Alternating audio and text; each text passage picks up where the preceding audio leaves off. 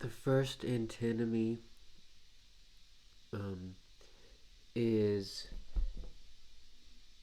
the basically about the relationship between our mind, the human mind, and the divine mind, and whether they are the same or different in kind. Like, obviously, our mind is not the same as God's mind, um, but is there a fundamental gap between the two, or could that gap be or that apparent gap be sort of traveled across, or I mean, are we? Maybe we are God's mind. Um, maybe we're the mind of a God that is in the process of being born. So we're sort of like what will become God's mind. Um, so as a reminder, this is an antinomy. Uh, so first of all, we don't know. Like, I can't tell you the answer.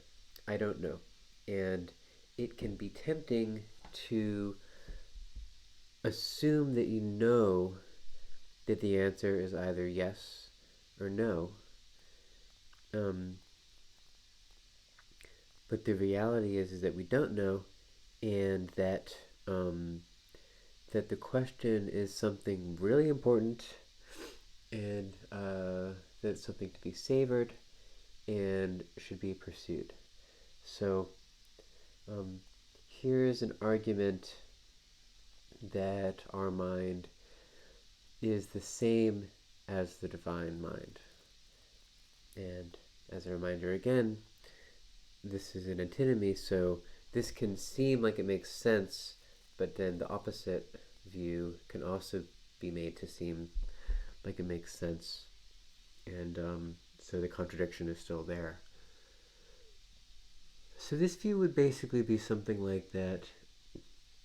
Like, what are we even talking about here? Obviously, this is a really complex subject that I'm describing um, in a broad brushstroke way.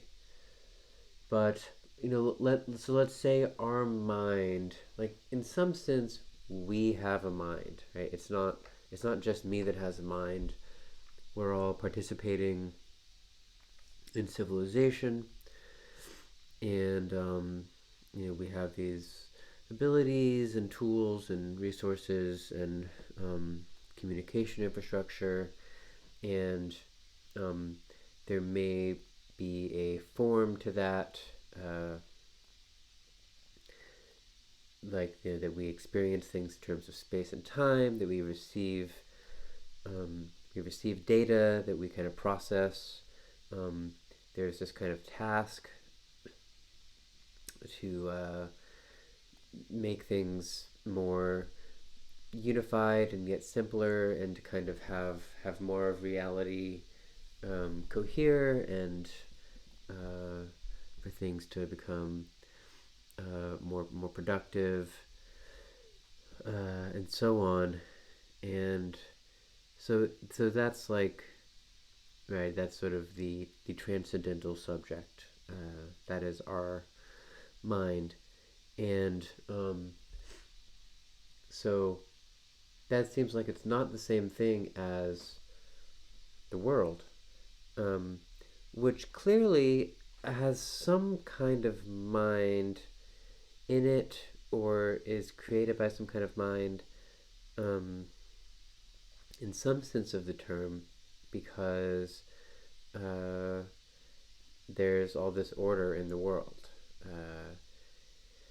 and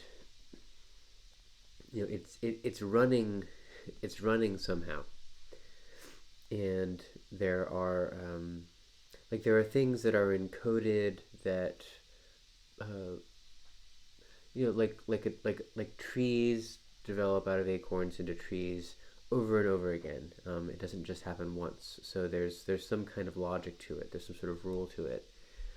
Um, and the view that our mind is the same as the divine mind. Basically, they're united by the concept of the algorithm. So like we make um, ultimately we make computer programs, and nature is comprised of genomes and natural laws, and um, you know so those two sides, those can both be encoded as algorithms, and so maybe all of that is an algorithm. And so our as society develops, algorithms will um, like once we start sort of really mastering, say, like synthetic biology, uh, there will be this uncanny valley that will pass through, at the other side of which we'll just be generating the world uh, with our mind. And that is a um, that will sort of fulfill like a sort of an ancient prophecy. Like this is a very old idea that um, uh, intellectual intuition, the mind of God, uh, generates reality and loves reality and experiences reality all at the same time.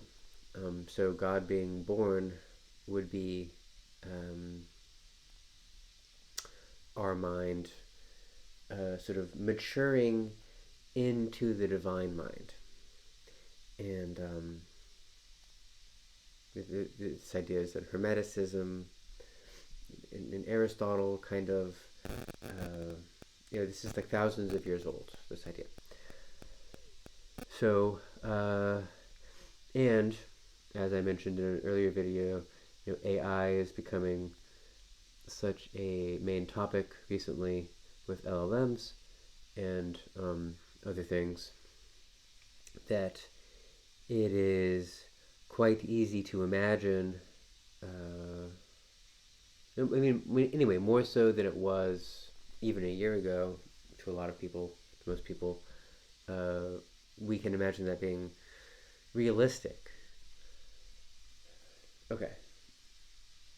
So then, um, and that would be in line with Hegel as well.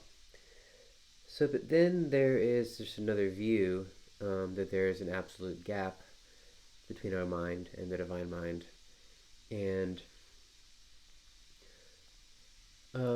from a religious perspective,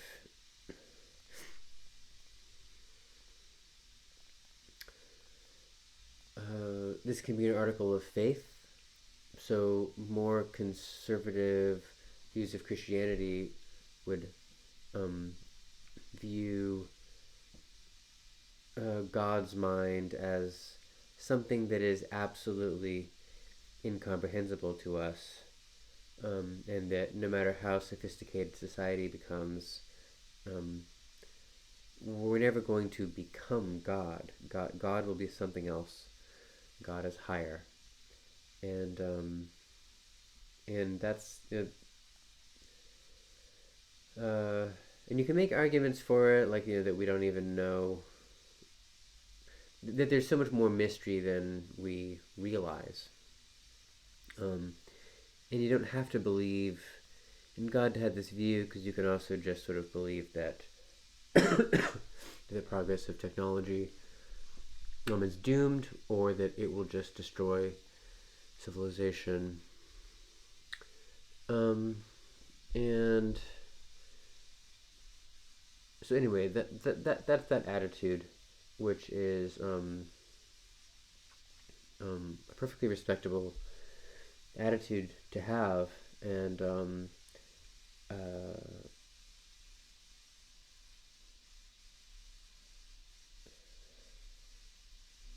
so the final point I'll make on this is that if we accept that both of these are antinomies, which I haven't really established in sort of outlining all this, but I think this at least kind of gestures towards what the idea is here. is that we don't know yet whether our mind is the same as God's mind.